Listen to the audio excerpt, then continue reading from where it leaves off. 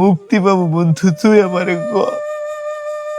আমি আর এই চাপ নিতে পারতেছি না বন্ধু।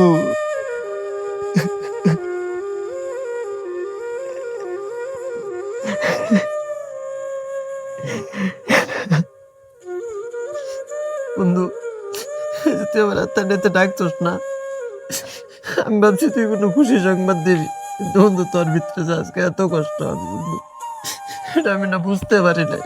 নাহলে তুই বিশ্বাস কর, তুই কোয়া মাত্র আমি দৌড়ায় চলে আসতাম, হয়তো 10 মিনিট লেট করছি। নিজের কাছে এত খারাপ লাগতেছে, কি করি বল। হয়তো তোর হেল্প করার মতো আমার কোনো সামর্থ্য নেই, কিন্তু মন থেকে বন্ধু তোর লেগে আমি অনেক দোয়া করি সবসময়।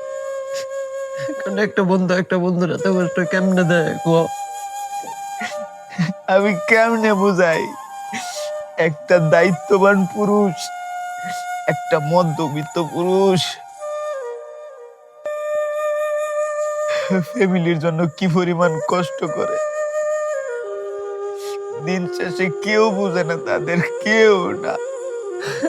এখন যে সময়টা না, এই সময়টা রহমতের সময়।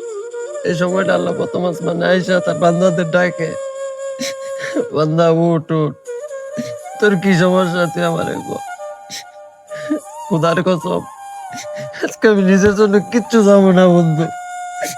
আজকে আমি তোর লেগে মন করলে দোয়া করবো রে, যাতে তুই একদিন সবল হয়ে তোর ফ্যামিলিরে তুই দেয় দে।